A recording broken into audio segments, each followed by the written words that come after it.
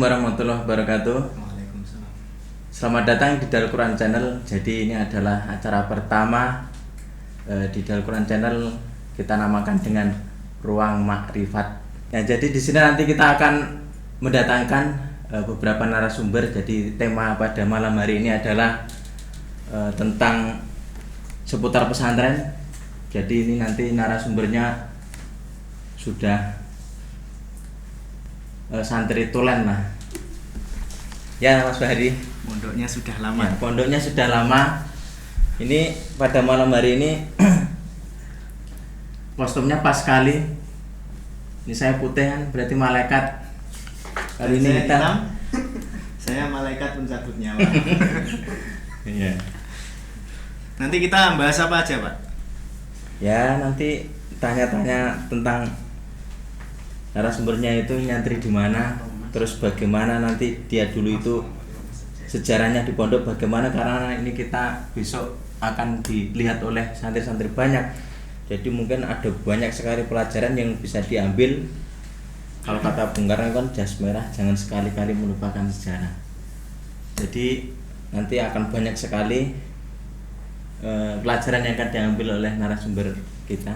Kemungkinan nanti juga yang nonton channel ini bukan hanya santri Darul Quran saja, tetapi mungkin dari pondok-pondok lain juga nonton channel ini, begitu Pak? Iya. Nah, jadi kita terkenal nanti. Kita terkenal. Syukur-syukur nanti kalau mau ada sponsor boleh silahkan hubungi manajemennya. Iya, silakan. Ini kopi saya kalau ini belum ada yang sponsor, jadinya masih belum ada mereknya. Nanti kalau ada dari kopi kapal api nanti saya kasih nama di sini. Seputar pesantren, kalau boleh saya tanya, panggilnya Pak Mas sih, Mas saja. Mas Chandra ini sudah berapa tahun mondok sebenarnya? Saya mondoknya. Saya itu ya sebenarnya itu sebentar Mas, sebenarnya kalau dihitung, karena kalau mondok itu kan katanya itu kan mencari ilmu, itu kan sing dimaksud tulus zaman di ala-ala itu kan artinya yang mencari ilmunya. Lah saya itu di pondok nggak hanya mencari ilmu, tapi juga kadang nyolong degan barang itu jadinya. Nyolong degan itu golek barokah. Iya. Karena degan yang dicolong itu degannya Pak Yai. Iya. Dan Pak Yai pasti nggak bakal marah karena yang ngambil adalah santrinya. Iya. Karena santri dianggap anaknya Pak Yai. Jadi minta duit aja besok sama Pak Yai. Iya. Sebenarnya oke ide nih yang mau disampaikan itu. Udah gandeng tegang itu jadinya Merutuk nih tadi. bablas kabeh kayak apalan Arab sekitar Pak Yai itu. Aslinya aku tuh hafal Quran juga Mas aslinya. Tapi ya kayak gini posisinya itu persis kayak ini. Jadi kalau di depan kamera itu jadi kayak Pak Yai kemarin kamera itu. Jadi kalau sudah di depan kamera itu kayak di depan Pak Yai. Hilang kabeh idenya, jadi goblok Mas aku. Kalau jenengan kan mungkin goblok, kalau saya jenengan kan banyak goblok karena bajunya hitam. Kalau saya kan goblok tapi sedikit. Jadi begini, mungkin idenya tadi terjatuh di jalan sehingga sampai sini obrolannya agak garing, tapi nggak apa-apa, akan kita lanjutkan karena sudah minum kopi. Saya rasa mungkin humor-humornya mungkin akan sedikit keluar. Tapi di dalam ruang makrifat ini kita tidak hanya membicarakan seputar kelucuan yang terjadi di pesantren, tapi kita juga akan membahas ilmu-ilmu yang kita dapatkan di pesantren. Kira-kira ilmu apa yang sampean dapatkan di pesantren? Oh banyak yang jelas itu, tapi jangan belajar sama saya yang jelas itu. Karena kalau saya tadi itu, saya itu kan ngajinya itu lama, waktunya maksudnya itu di pondoknya lama, tapi ngajinya ya sedikit. Itu tadi sedikit aja, kalau di depan Pak Yai itu hilang semua hafalannya, sama kayak di depan kamera ini. Itu sebenarnya banyak ide, cerdas sebenarnya saya itu. Tapi di depan kamera ini nggak tahu, tiba-tiba jadi goblok saya itu. Mungkin besok panitia Mas atau manajer mungkin bisa dikasih honor biar tiba-tiba cerdas begitu. Biasanya orang kalau dikasih honor tiba-tiba cerdas. Atau sponsor mungkin masih dipersilahkan, ini masih ada slot kosong. Boleh nanti di sini Sukri Batik misalnya, boleh. Apa Sukri Batik itu? Sukri Batik itu punya murid saya Pak. Jadi Oh. barangkali nanti mau kasih sponsor ya. Berarti besok bajunya nggak hitam putih gini ya? Batik. Berarti. Batik gitu ya. Oh, ya. Kalau ini kan malaikat ini Malaikat pencabut. ya gitu. Jadi besok kalau pakai batik itu kan ya bisa lah, besok batik dengan kopi, besok ada juga dari roti Sari Roti atau mana itu, monggo kita tunggu nanti kalau sponsornya banyak nggak garing seperti ini. Ya, pengalaman mondok.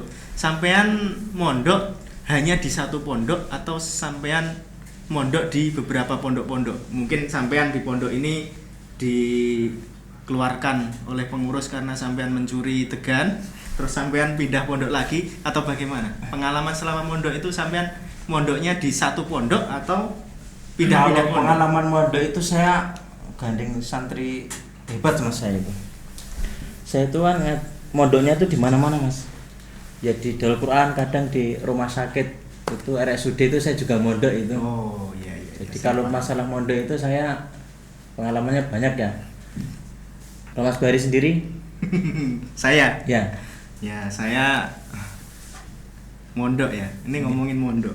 Mungkin yang dimaksud mondok sama Pak Chandra ini lebih umum karena di sini makrifat ya. Jadi kalau saya menyebutkan kata mondok itu maknanya bisa mondok di rumah sakit, mondok di pesantren. Nah, kalau versi saya mondok yang mungkin mondok yang sebenarnya. Jadi saya mondok 6 tahun di Jawa Timur, kemudian di Jogja 8 tahun. Jadi 6 tambah 8 berapa, Mas? Duh, kayak ruang makrifat mas itu ruang kelas matematika ini. 6 tambah 8 adalah 14. Ya, jadi kurang lebih 14 tahun saya mondok, dan katanya kalau orang mondok itu dianggap bisa apa saja. Tapi nyatanya saya selama ini tidak bisa apa-apa. Kalau saya Kalau apa? sampean sampean katanya bacaannya sangat banyak. Sampean punya buku Homo Deus, punya buku Marxisme, punya buku filsafat. Iya, buku Mas. yang paling sampean suka apa? Buku tabungan mas.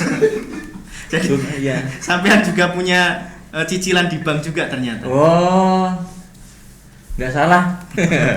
Enggak mas, saya itu suka baca, tapi ya itu tadi. Kalau yang ada angka-angkanya itu yang seneng itu.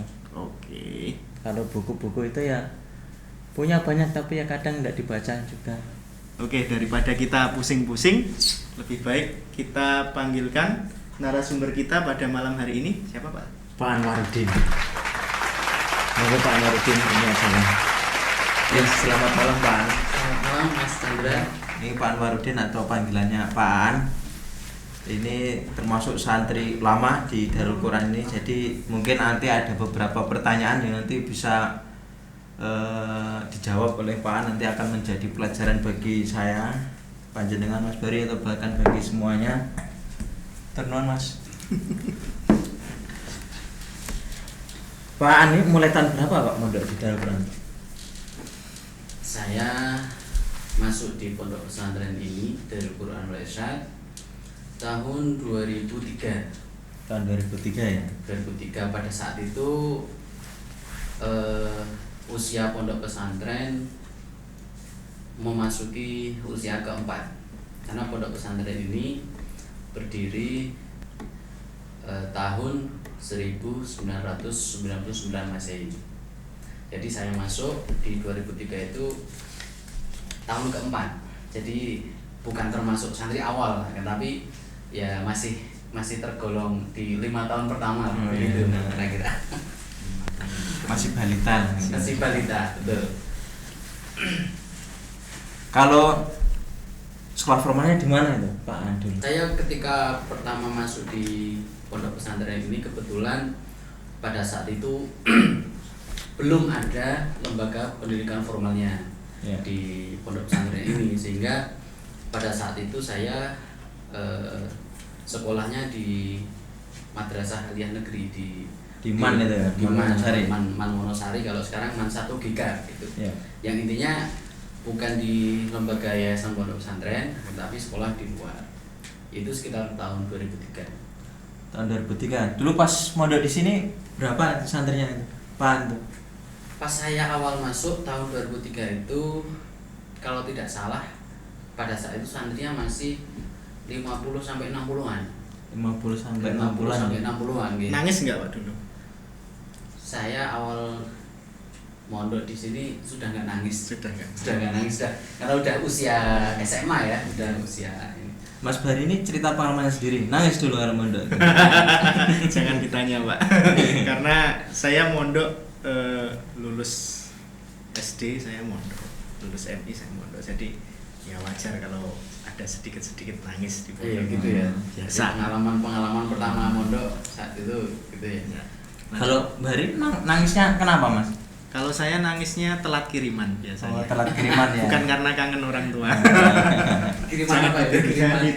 Jangan ditiru. Kiriman apa ya? Kiriman wesel ya. Kalau Kiriman dulu istilahnya wesel. Dulu Ya? istilahnya wesel. Ya. Bukan. Kalau sekarang Berapa dulu Mas sakunya Mas di pada Mas? Dulu uang saku 20.000 itu buat 1 bulan. 20.000. 20.000 buat 1 bulan So, itu saya. cukup itu ya. Enggak cukup. Lahir tahun berapa Mas? 20 itu masih laku itu Mas? Saya tahun 1992. Oh. Iya, 1992. Saya lahir tahun 1992. Dulu uang 20.000 itu kalau di pondok kan beda ya, maksudnya Ya. menu-menu makanannya tentu harganya relatif lebih murah daripada yang di luar. Ini sebenarnya kalau secara umur tahunnya ini lebih muda Mas, 92 saya 90. Masya Allah. Tapi kok mukanya muda saya itu. Karena saya mengamalkan sesuatu biar terlihat tua. Apa Mas? Nah, rahasia awet muda. Saya juga nggak tahu. Oh, salah. Apa rahasianya awet tua? Kalau saya kan awet muda. Iya. Awet tua itu biasanya perbanyaklah kepala dengan pikiran-pikiran. Nah, itu biar mukanya kelihatan tua. Oh, gitu ya. Iya, Pak An, lanjut, Pak An. Iya, lanjut. Apa sampai mana ya tadi ya? Aku yang ngasih pertanyaan. Oh. Sorry, saya ternyata. Iya. Harusnya. Kalau boleh tahu nih, Pak. Kenapa memutuskan mondok di Darul Quran itu apa alasannya? Oh, iya. Kok dulu sampai tahu di sini, Iya, di betul. sini ada pondok itu gimana alasannya? Kalau kita ditanya kenapa alasan mondok di Darul Quran, otomatis saya akan sedikit menarik ke belakang, kira-kira 3 sampai 4 tahun lah. Oh. Jadi awalnya saya dulu lulus ibtidaiyah, istilahnya lulus SD lah. Itu saya mondok di An-Nur Murukem, Bantul, Yogyakarta. Di sana adalah yang kebetulan menantu daripada pengasuh kita, Pak Yai Abi Ahmad Mas. Nah, saya di sana masuk di jenjang MTS sampai 3 tahun lulus. Kemudian saya masuk di tahun keempat, yaitu sempat masuk di madrasah aliyahnya. Tapi di tahun keempat kebetulan karena biasanya kalau orang mondok kan pasti ada ya cobaan-cobaan, Iya. ada permasalahan-permasalahan. Nah, kebetulan saya di tahun 4 itu ada sedikit masalah tentang keluarga. Oh, gitu. Pada saat itu Tak ya, kira saya- nunggak karena nggak naik kelas gitu. kalau nunggak enggak. Insya Allah Mas Bari saya- ya, yang wajah-wajah nunggak, nunggak Iya. cicilan juga. Jadi pada saat itu orang tua saya, tepatnya ayah saya, ketika saya masuk ke tahun keempat, masuk di kelas 1 aliyah, orang tua saya kebetulan kurang sehat. Kemudian pada saat itu dari pihak keluarga memutuskanlah mengambil keputusan bahwa nampaknya saya belum bisa lanjut untuk di An-Nur Murukem karena pertimbangan ya keluarga saya tadi ada yang sakit, ayah saya, dan itu berdampak ke finansial, ke ekonomi lah. Nah, kemudian pada saat itu atas musyawarah dari keluarga, saya diambil oleh keluarga saya untuk dibawa pulang ke rumah. Nah, pada saat sampai di rumah saya bingung gitu, istilahnya kalau pada saat itu bahasanya galau gitu. Ya. Bingung, saya bingung, ini sudah masuk di kelas aliyah, kemudian dari pondok sudah keluar, istilahnya sudah boyong, kalau dulu istilahnya boyong. Kemudian saya sampai di rumah bingung, ini saya mau meneruskan sekolah atau mau kerja atau mau ngapa, ini bingung saya. Pada saat itu saya kalau mau kerja belum punya skill, belum Ya. punya kemampuan, belum punya keterampilan, sehingga saya pada saat itu hanya aduh ini mau gimana. Nah kebetulan pada saat itu saya dipanggil oleh tetangga saya yang kebetulan juga tokoh di masyarakat gitu. Kemudian beliau juga kenal dekat dengan Pak Kiai. Mungkin karena apa ya, melihat saya melas atau gimana gitu. Ini anak melas atau gimana? Iya, ini anak kok terlantar ini, nggak tahu ini mau arahnya mau kemana. Maaf Pak, nunjuknya ke sana. Terlantarnya. Iya. Nanti kalau Maklum baik saya, sini Pak. saya di sini paling muda jadi saya jadi Iya. bahan. Enggak apa-apa sih, enggak apa-apa. Muda umurnya ini angkanya Mas, kalau wajahnya. Usia siapa yang tahu? Usia siapa yang Jadi tahu? kalau terlantar itu sini Pak. Ke sini. Iya, iya. Usia Jangan nggak ada yang jangan tahu. ke sini Pak, ke sini. Monggo Usia lanjutkan nggak Pak. ada. Saya lanjut nih. Kemudian pada saat itu saya dipanggil oleh tetangga saya, kebetulan juga masih saudara, diajak sowan lah ke pondok ini, ke pondok pesantren Darul Quran pada saat. Alhamdulillah di sana diterima dengan baik oleh Pak Kiai. Kemudian maksud dan tujuan disampaikan oleh tadi tetangga saya yang juga kebetulan saudara saya menyampaikan maksud dan tujuan sowan ya, karena mungkin atas pertimbangan mesake itu tadi, mesake ya, bukan kemasan tapi ke Pak Bahri, Mas Bahri. Akhirnya pada saat itu disarankan dan dibantulah istilahnya, dibantu oleh Pak Kiai agar bisa mondok di sini aja, mondok di sini, kemudian melanjutkan belajar untuk sekolah dan pesantren. Namun pada saat itu ya sekali lagi untuk di lembaga ini masih belum ada lembaga formalnya. Jadi pada saat itu saya sekolahnya di luar. Kemudian setelah pulang sekolah kembali ke pondok. Nah konsentrasi pada saat itu kebetulan di Anur Murukem saya dulu pernah menghafal Al-Quran. Jadi hafalnya di Murukem apa Darul Quran Pak? Saya dulu awalnya di Murukem. Jadi saya menghafal itu bukan karena atas permintaan orang tua atau ada yang apa ya istilahnya menyuruh saya untuk menghafal, tidak, tapi saya berangkat dari melihat teman-teman pada semangat menghafalin Quran, saya ya ikut-ikut aja lah, begitu. Kok nampaknya enak, menarik, menyenangkan gitu. Saya ikut menghafal Quran. Kayak juga dulu mondok gitu ya, ikut-ikutan teman ya. Ikut-ikutan teman. Ikut-ikutan teman. Mungkin lingkungan mungkin ya. Lingkungan. Kalau Nah, saya pada saat sadar. itu saya selesai dari MTS itu kalau nggak salah dulu saya hafal 10 juz, dan itu mungkin belum dari sisi kualitas, kemudian dari sisi hafalan juga belum bagus, sehingga saya melanjutkan di pondok ini di Darul Quran ini, dan alhamdulillah atas diterima baik oleh Pak Kiai, kemudian dibantulah istilahnya, difasilitasi dan sebagainya. Kemudian saya melanjutkan menghafal Quran di pondok ini, dan alhamdulillah setelah beberapa tahun bisa menyelesaikan setoran dan Lulus itu aliyah itu selesai Pak Qurannya. saya aliyah kelas 3 selesai. Kelas 3 selesai itu ya. 3 selesai. Sampean selesai kelas berapa? Saya. Iya. Saya itu selesainya udah sejak kecil udah selesai Mas saya. Juz amma. Iya. Jadi itu Prestasi. tadi Mas jadi saya itu sebenarnya juga sama dengan Pak An tadi. Sebenarnya saya juga hafal Quran, tapi kehidupan Pak Yai itu kadang Motivasinya Iya, apa iya. menghafalkan Al-Quran? Motivasinya kalau apa? saya ya pengen pamer gitu aja. Pengen masuk TV. Iya. Biar masuk TV. Biar dapat sponsor. Berarti kita sampean masuk ke sini ini udah cita-cita Anda sejak dari kecil pengen masuk channel YouTube Darul Quran channel ini. Oh iya. Mas kok jadi nanya saya hostnya Mas. Oh gitu. Dan kok hostnya. Maaf, Iya. maaf. Ini narasumbernya.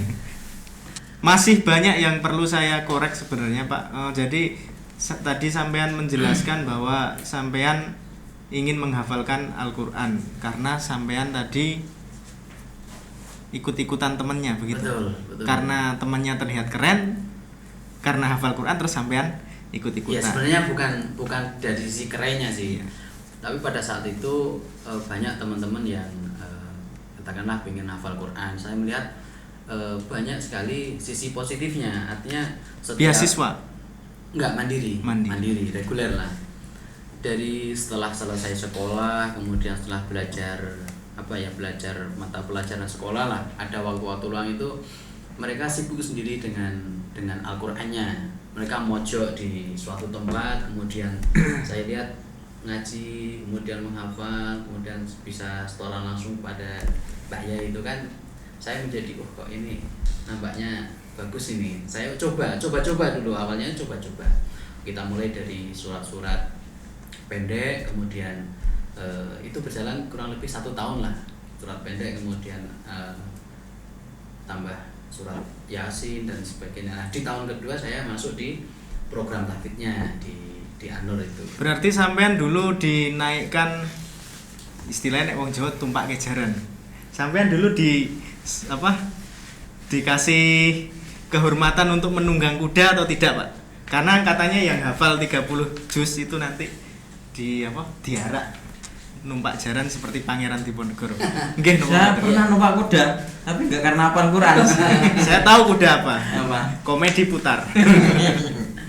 Ya, kalau dulu saya pada saat itu belum ini ya, belum seperti teman-teman sekarang yang sudah selesai kemudian dinaik kuda, kemudian diarak keliling kota, kemudian istilahnya itu kalau pawai. Ya. Pawai. Kalau saya dulu belum, masih ya biasalah, karena mungkin pada saat itu belum semeriah yang sekarang. sekarang. Kondisi perekonomian belum maju seperti Iya, sekarang. belum seperti sekarang.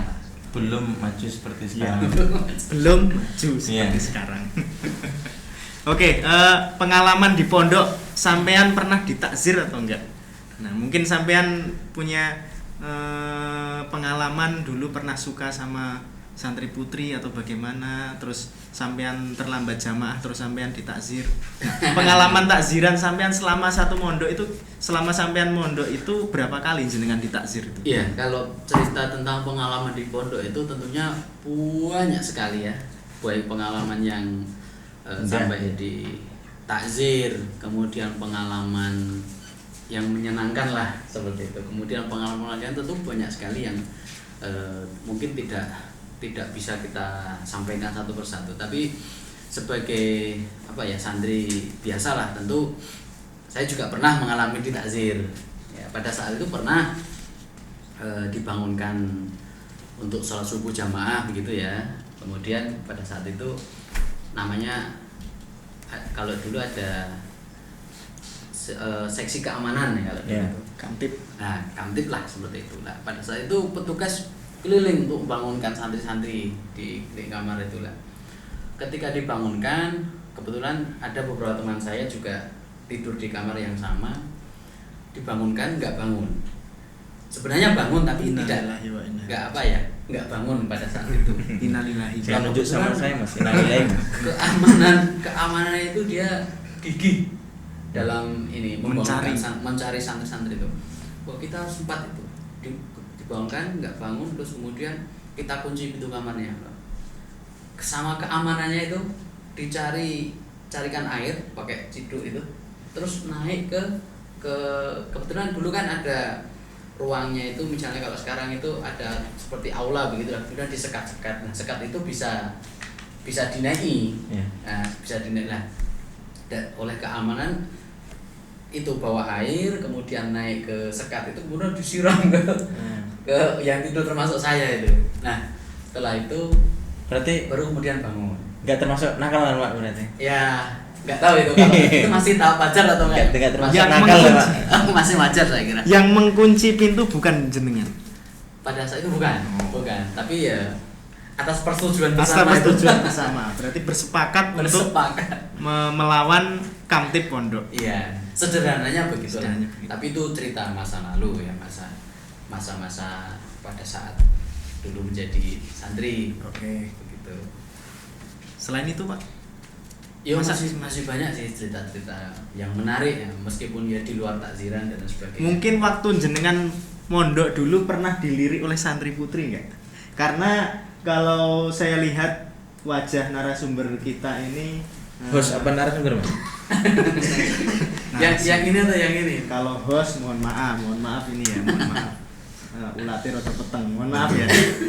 Bapak narasumber kita hari ini, malam ini itu Mohon maaf ini wajahnya tampan. Saya kayaknya kalau pertanyaan itu berhak menjawab saya kalau dilirik-lirik itu. Wajahnya tampan. Saya banyak cerita kalau itu. Kita nanti bisik-bisik saja. Oh, siap. Kita bisik-bisik saja soalnya sangat mengganggu. Siap. Apakah dulu jenengan pernah dapat surat dari santri putri, mungkin disukai santri putri, disuiti santri putri? Saya pernah itu Mas. Saya pernah dapat. Kalau sampean saya enggak Oh, iya. anu sampean. Iya. Wajahnya sudah beda. Kalau Auranya soal- sudah terasa. Ya mungkin kalau soal itu mungkin di usia remaja tuh dewasa ya kalau SMA itu remaja memasuki dewasa lah begitu. Buku yang Anda baca coba. Iya. Umur Gimana ini? umur waktu mondok itu remaja atau dewasa? Karena itu beda nanti. Gini, saya tuh kalau depan kamera tuh apa yang saya baca hilang tuh masalahnya itu. Ya intinya gini, di seusia itulah mungkin wajar ya punya rasa ketertarikan kepada seorang perempuan. Nah kebetulan pada saat itu untuk hal itu saya tidak punya keberanian yang lebih. Tapi dapat surat kok. Enggak kayaknya. Oh. Lupa berarti. Lupa. Saya lupa. Biasanya orang tampan itu lupa dan membuat sakit hati para wanita yang ada di sana. Jadi Pantes saya pelupa.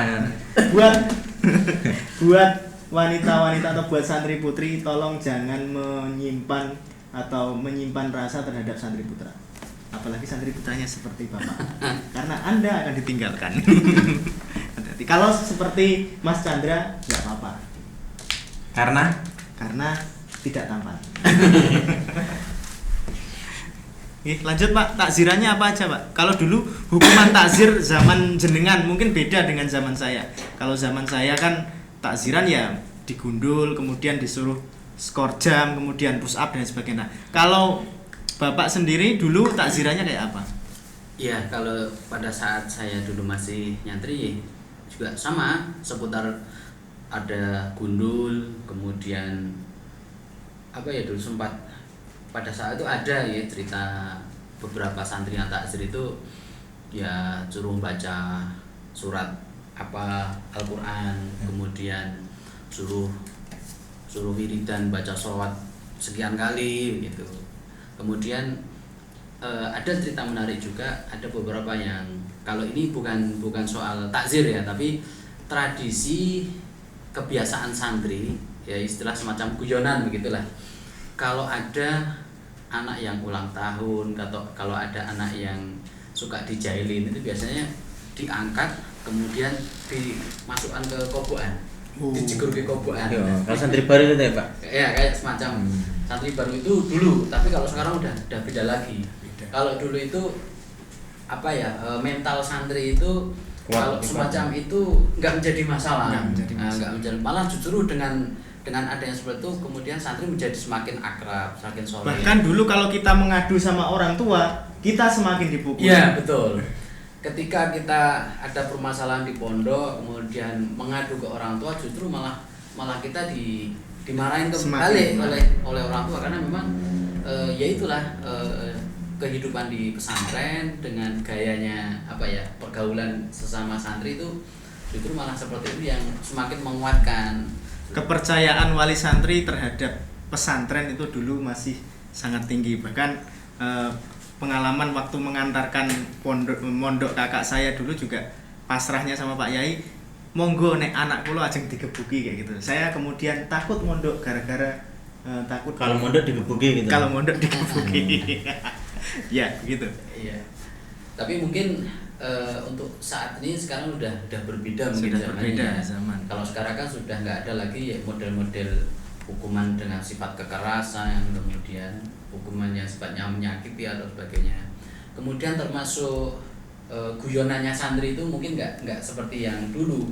Kalau dulu itu misalnya ada sedikit apa ya usil santri satu ke yang lain itu nggak sampai pada buat santri itu menjadi down, kemudian menjadi tidak kerasan, kemudian minta boyong, itu enggak. Ada istilah parapan dulu kalau di pondok itu diparapi misalnya.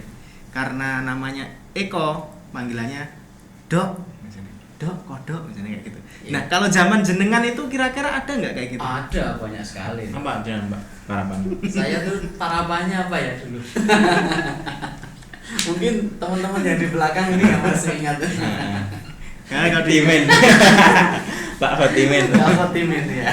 Khotimin karena sudah menghatamkan. Bisa jadi teman-teman panggilnya Itu harapan yang positif. Iya. Harapan yang positif. Kayak saya fit. Fit apa ya? Al-Hafid.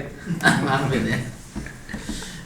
Setahu saya yang dapat gelar Al-Hafid itu hanya beberapa orang saja. Karena Al-Hafid itu hafal hadis ya Pak ya. Kalau hafal Al-Qur'an namanya apa Pak? Apa ya? Sama ya, Hafid ya. Ya. Kalau di Indonesia berarti tetap Hafid ya. Betul. Dan itu mungkin ya sudah masyhur di kalangan masyarakat ya. Masyhur. Tapi sebenarnya hamil ya Pak. Hamil. Hamilul Quran. Cuman kalau di Hamil kan Mas. Mengandung Iya, mengandung Al-Qur'an. Maksudnya Oh. seperti itu. Nah, kalau laki-laki dapat gelar hamil itu berarti dia sedang mengandung Al-Qur'an. Atau dia sudah hafal Al-Qur'an. Kalau perempuan hamil itu berarti dia sudah Mengandung. dihafalkan suaminya. Dihafalkan suaminya. Dihafalkan suaminya. Suaminya udah hafal nggone sing endi, akhirnya dia hamil. Kayak gitu. Nggih napa mboten? Kita cerdas kayak. Soalnya saya membaca buku. Saya Saya coba baca Mas saya. Apa bukunya? Yuk, depan kamera lupa saya. Mas. Laki-laki lupa. Lanjut Mas Chandra. Pertanyaan apa lagi kira-kira? Sudah cukup les tentang pesantren ini, sejarah pesantren. Coba pertanyaan selanjutnya. Mungkin tentang horor atau kisah-kisah mistis di pesantren Pak. Mungkin pernah kelindian atau apa mungkin, atau pernah dipindah posisi tidurnya. Biasanya kan kalau di pondok-pondok kan ada semacam apa ya, hal-hal yang kayak gitulah. Dan kita juga nggak bisa memikir secara logika mengapa orang yang tidur di depan pintu itu tiba-tiba bisa pindah kayak gitu. Atau mungkin jangan-jangan dipindah sama temennya sendiri. Nah, kita nggak ngerti. Nah, Ya. dulu pengalaman cerita-cerita. Kalau pengalaman horor, cerita serem kayak gitu ya di pondok pesantren ini yang saya alami, ini pengalaman pribadi ya, belum tentu juga dialami oleh teman-teman yang lain. Itu hanya sekedar mimpi, tapi ketakutan dalam mimpi itu seolah menjadi nyata. Seolah Gitu. menjadi nyata. Ya, pada saat itu mimpi, kemudian ketemu salah satu makhluk lah yang asing. Kemudian saya mau lari itu rasanya berat banget mau lari itu, karena saking takutnya itu mau lari itu. Begitu bangun ternyata memang saya pada saat itu tidurnya dengan apa ya, selimut, kemudian ditindih oleh kaki teman saya pada saat tidur. Mungkin itu yang menjadikan terbawa mimpi untuk pada saat itu mau lari terasa berat lah. Setelah bisa bangun alhamdulillah lega. Ternyata itu hanya sebuah mimpi. Tak kira itu Pak. Kalau dalam dulu kan biasanya kalau tidur itu santri itu sarungnya ditaleni. Oh iya, Kenapa? saya pernah. Buka itu malah justru itu yang horor. Makanya kalau tidur santri dulu itu kan sarungnya itu ditaleni Sarungnya di diikat. kakinya. Iya. Istilahnya kalau di dalam pondok Tapi saya pesantren- pernah dulu itu ikat bawah tak ikat atau sembrojol. Kalau di dalam pesantren itu namanya pijet sarung kalau nggak salah dulu, pijet sarung. Jadi ada santri baru yang polos gitu kan, nanti dia di apa istilahnya tuh di ospek sama seniornya, sini tak ajarin pijet khas pesantren sini. Terus nanti sarungnya diikat sedemikian rupa, kemudian digantungkan ke lehernya sehingga dia tidak bisa bergerak. Nah, saat dia tidak bisa bergerak itu kemudian digelitik biar dia itu Dikerjain gitu dikerjain. ya. Ya mungkin pengalaman seperti itu yang malah justru tidak akan pernah dilupakan oleh santri-santri. Ya. Tapi itu kan sekali lagi tradisi dulu itu sangat berbeda dengan Sangat sekarang. berbeda. Lah mungkin bisa jadi kalau saat ini anak baru kemudian kita pulang surat demikian bisa dipastikan hari berikutnya minta boyong. Ya. Bahkan justru dengan itu malah bisa menjadi masalah, nanti orang tuanya nggak terima kemudian mengadu ke Komnas polisi, HAM. ke Komnas HAM dan sebagainya. Itulah tradisi santri mungkin yang Jadi memang zaman dulu dengan Beda. zaman sekarang beda ya. ya, bedanya sangat beda sekali. bedanya memang sudah Ya. zamannya memang sudah Sangat beda. sangat beda. Ya. Ya, terkait nambahin sedikit terkait dengan sejarah pesantren ya. Mungkin saya tidak tahu betul bagaimana awal mula punya pondok, tapi yang setahu saya bahwa pondok pesantren ini melibatkan beberapa tokoh pada saat pendiriannya. Kemudian seingat saya, setahu saya, yang saya dengar, saya lihat, kemudian saya baca dari beberapa sejarah itu, bahwa pondok pesantren ini bermula dari ada sekelompok jamaah di masyarakat ini, namanya Jamaah Al-Irsyad. Jadi ada masjid di kampung namanya Baitul Irsyad. Di sana punya jamaah lah. Salah satu di antara jamaah itu menginginkan, ya tidak hanya salah satu nih, tapi beberapa kasepuan di jamaah itu menginginkan bahwa ada sebuah pengen mendirikan sebuah pondok pesantren yang bisa membimbing masyarakat, khususnya Ledok Sari di lingkungan ini, biar menjadi lebih baik dari sisi keagamaan, kemudian dari sisi keilmuan keagamaan terutama. Nah, kemudian pada saat itu beberapa kasepuan sowan ke Simbah Kyai Nawawi di Anur Mukem. Intinya meminta salah satu entah santri atau dia minta doa restu, kemudian meminta salah satu santri beliau untuk mengampu atau mengasuh pondok di Ledok Sari ini. Kemudian intinya permintaan itu disetujui dan alhamdulillah Pak Yai yang mengasuh pondok ini. Jadi pada saat itu tokoh-tokoh pentingnya adalah Simbah Kyai Haji Nawawi Aziz, pengasuh pondok Anur Mukem, kemudian Simbah Kyai Haji Asyari Marzuki, pengasuh Kota Gede. Kemudian ada tokoh masyarakat juga Pak Kyai Habib Wadani. Kemudian ada Bapak Haji Musta'id yang pada saat itu menjabat sebagai kepala SMK Negeri 2 Wonosari. Nah, itulah beberapa tokoh pendiri, termasuk juga Bapak Haji Slamet KR yang termasuk wakif pertama untuk pondok pesantren. Buat yang nggak tahu, wakif itu orang yang memberikan, orang yang mewakafkan. Wakif. Pada saat itu Pak Slamet ini, Pak Haji Slamet ini adalah seorang pengusaha kalau nggak salah ya, pengusaha surat kabar kalau nggak salah. Dan punya dan punya beberapa kamar. Dulunya dipakai untuk kos. Untuk kos. Nah, kebetulan pada saat itu kos itu diwakafkan untuk dijadikan sebuah pesantren. Nah, awal mula pondok pesantren ini dari wakaf Pak Haji Slamet itu. Kalau tidak salah ada 13 atau 14 kamar itu. Dulu awalnya santrinya masih jadi satu komplek itu, putra dan putri itu. Letak posisinya itu di mana? Letak posisinya kalau di awal mula pondok itu di sebelah barat jalan. Belakangnya Pak Slamet deh. Iya. Di sana awal mula berdirinya pondok di situ. Kemudian berkembang sampai seperti saat ini. Dulu awal saya masuk itu santri masih 50 sampai 60, sekarang udah 1.500-an ya, kurang lebih 1.500-an.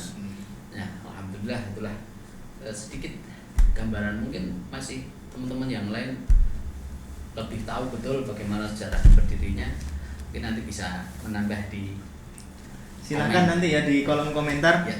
Kalian isikan pengalaman sampean dulu di pesantren, pernah ngapain aja, mungkin pernah jahilin pengurus, nanti silahkan isikan di kolom komentar.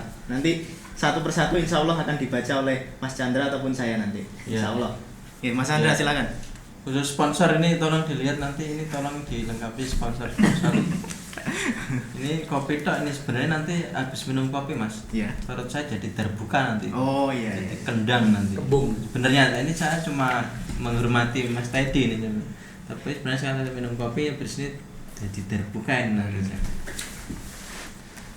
Mungkin cukup untuk pada malam hari ini acara Ruang Makrifat dengan narasumber yang sangat hebat. Kita kasih tagline-nya. Yeah. Ruang Makrifat, mantap.